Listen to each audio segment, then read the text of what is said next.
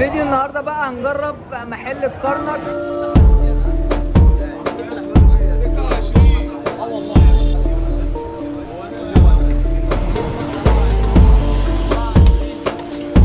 ريفيو جديد وفيديو جديد من دوحة.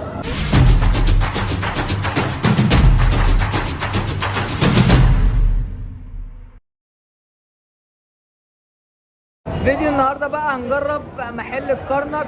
الكرنك طبعا معروف بالقنبله. هنبدا بقى نشوف القنبله بتاعتهم كده. طبعا القنبله الكلاسيك بتاعتهم الحجم العادي دي ب 50 جنيه. الاسعار بعد التعديل اسبوع بالظبط وهتلاقي الشريطه دي اتشالت وحطت سعر جديد. في طبعا كذا حاجه عندهم بس هي معروفه بالقنبله. نبدا بقى نشوف القنبله بتقول ايه ويلا بينا. قول يا دوحة. عبارة بقى عن ايه البتاعة دي ان شاء الله زي ما انتوا شايفين كده. ما تشوفوش عشان هتقع. مانجا وموز، عصير مانجا وعصير فراولة، وعصير يا عم الصوت يا عم جاي. حليب وخير مانجا خلاص يا ابني. عصير مانجا وعصير فراولة وقطع بقى موز وفراولة وليلة نبدأ بقى كده نشوف الطعم. بسم الله. دي كده بقت ب 50 جنيه. ها دي كده بقت كنت بجيبها ب 20 جنيه مش 20 سنة ولا حاجة من سنة. النهارده بقت ب 50 جنيه. ليه؟ عشان كل حاجة غليت. ليه؟ نشوف بقى ايه. بصراحة طعمها حكاية. هو معروف أصلا بالقنبلة من زمان.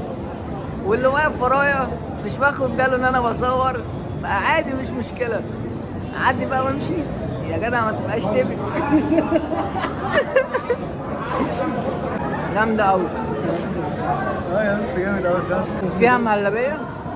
فيها كاستر وموز وقشطه وبسبوسه وكنافه. فيها كاستر وموز وإيه تاني يا اسطى؟ بسبوسه وكنافه. بصوا يا جدعان هي فيها بسبوسة وكنافة وحتة قشطة من فوق وعصير فاكهه وعصير فراوله. عصير فاكهة. كرنك طبعا في السيدة معروف. انا مش عارف هي الناس بتيجي الناس بتيجي تقف ورايا مش شايفين الكاميرا ولا ايه. دسمة ومليانة وحجمها حلو وسعرها انا شايف ان هو يعني مش هقول لك ان هو رخيص ولا غالي، متوسط بالنسبة للظروف اللي احنا يعني بنمر بيها. حاطين حتة قشطة كبيرة زي ما انتوا شايفين كده. الفراولة يعني انا عمال اقول للناس يعني السيدة زينب كلها كانت اتكلمت وانت واقف يعني. بص بقى حتة ايه كنافة مع مهلبية.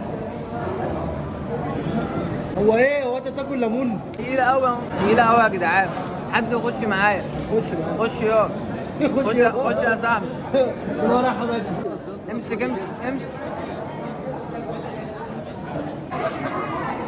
جامدة يا جدعان. اليوم النهارده كله دسامة.